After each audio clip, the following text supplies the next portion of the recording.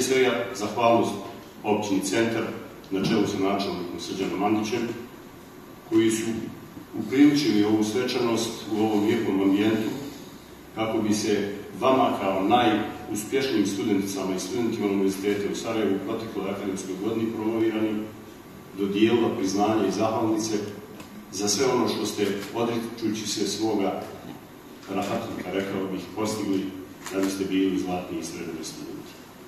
Volio bih kada bi u maniru načelnika Mandića svi načelnici opština ili općina u kantonu Sarajevo i šire upriličili ovakve prijeme, a još bih sretniji bio kada bi prijem na radna mjesta bio sljedeći korak koji bi Bosna i Hercegovina trebala da otvori za vas, koji ste bili uspješni studenti, i da budućnost ove zemlje bude nastavljena na vaše kompetencije, vaše znanje i vašu mladost. Ja ću prije svega iskoristiti priliku da vam kažem da sam izuzetno ponosna i zadovoljna i sretna i zahvaljujem na pozivu uvaženom načelniku Mandiću, jer sam po prvi put u ovom prekrasnom ambijentu.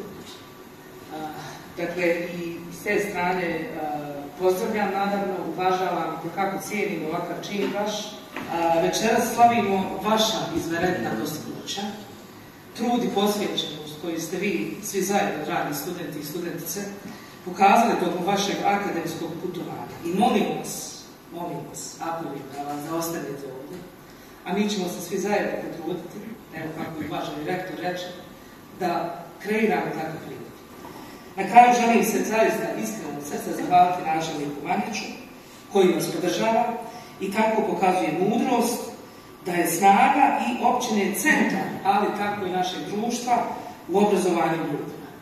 Već bitno je da osjetite pripadnost lokalnoj zajednici iz koje dolazite, jer preko 50% svojih potreba rješavate u lokalnoj zajednici, odnosno kantonu Sarajevo, i jako je bitno da vas cijeni vaša zajednica, u ovom slučaju načelnik kao institucija koja predstavlja ovu zajednicu. Meni je zaista večeras posebno zadovoljstvo. Svako druženje s mladima je za nas neki praznik i obzirom na budžet koji imamo, zaista se trudimo u što većoj mjeri izdvojiti sredstva i pomoći obrazovni proces. U prethodne 3 godine, to moram istaknuti, sad sabiramo polako, podvlačimo crtu, skoro 11 miliona maraka je kroz različite vidove investirano u obrazovanje, da li kroz infrastrukturu, da li kroz podršku obrazovnim institucijama, da li kroz, naravno, neposrednu podršku vama. Vi znate, mi se već tužimo par godina šta smo to sve stavili na raspolaganje mladima.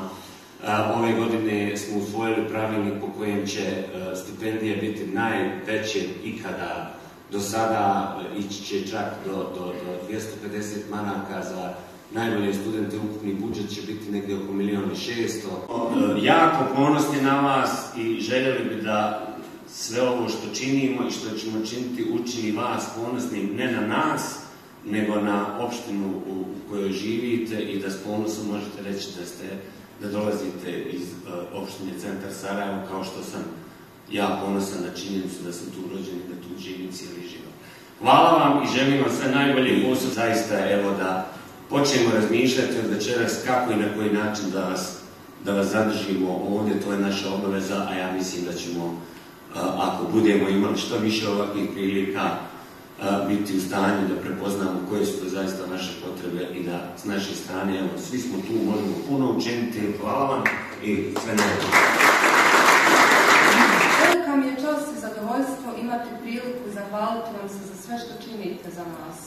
U ime svih nas, studenata, hvala vam što ukazujete na važnost podržavanja procesa rasta mladih ljudi u buduće profesionalce.